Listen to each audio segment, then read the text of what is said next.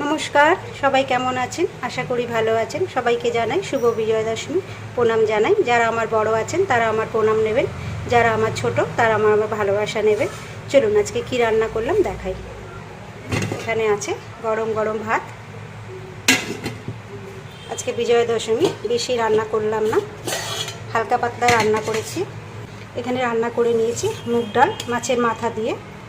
মুগ ডালটা আমি ভেজে নিয়েই করেছি, মাছের মাথা তো ভেজে দেবই।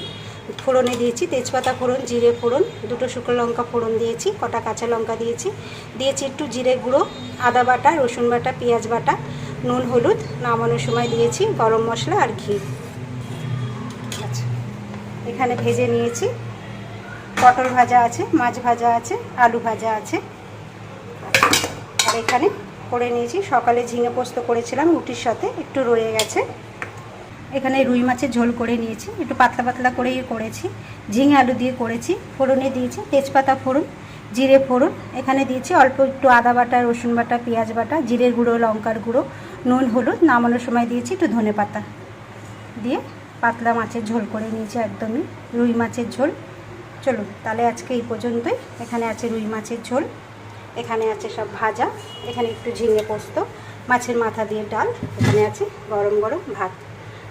সবাই ভালো থাকবেন, সুস্থ থাকবেন, আবার সবার সঙ্গে পরে দেখা হবে।